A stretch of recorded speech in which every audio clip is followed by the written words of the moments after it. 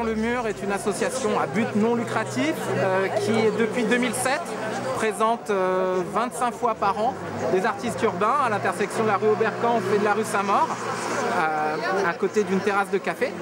Et ça permet donc à tout un chacun, à tous les passants, les habitants du quartier ou les touristes, parce que c'est un endroit assez touristique, de découvrir dans un cadre privilégié des œuvres d'art urbain.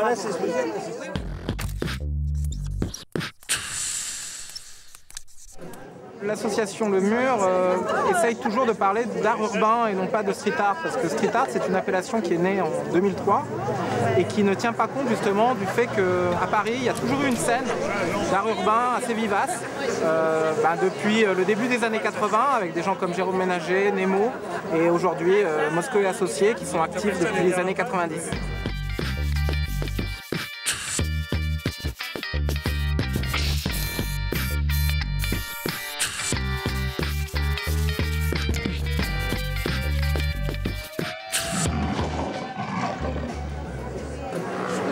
Assez hypnotisante en fait, le violet des yeux je trouve très sympa.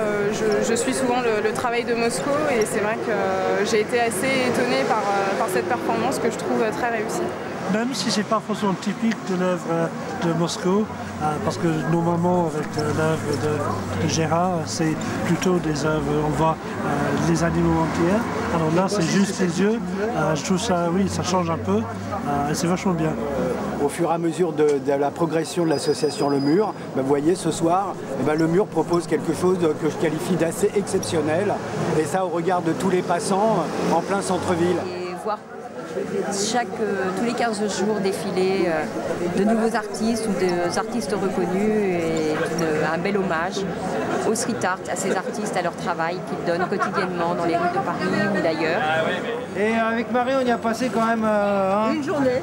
10 heures, une journée de 10 heures quand même.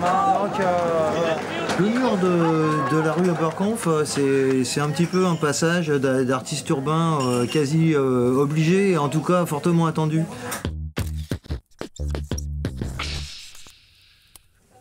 Voilà, la thématique animalière s'est imposée dès le début parce que bon, quand j'ai commencé à peindre dans le quartier de la Moscova, il y avait beaucoup de friches et la végétation passait par-dessus les palissades. À l'époque, elles étaient en béton. Et bon, il y avait un côté jungle urbaine et bon, la thématique animalière s'est imposée d'elle-même, quoi. Il y avait la faune et la flore, quoi, du coup. La nouvelle manière par rapport au mur, c'est le format quand même. Qui est, même si on a déjà réalisé dans la rue des 40 mètres carrés, voire plus. Bon, là, le format il est intéressant, 3 mètres sur 8. C'était l'occasion de proposer quelque chose de différent de ce qui est fait d'habitude. Moi, je pense qu'un artiste urbain, il faut qu'il reste aussi dans la rue et qu'il puisse satisfaire un public qui n'a pas forcément la possibilité d'acheter des tableaux. C'est quand même mettre de l'art à la portée de tous, quand même la démarche de... Bon, alors après, les goûts des uns sont les dégoûts des autres, hein, et puis, bon, toi, c'est pas...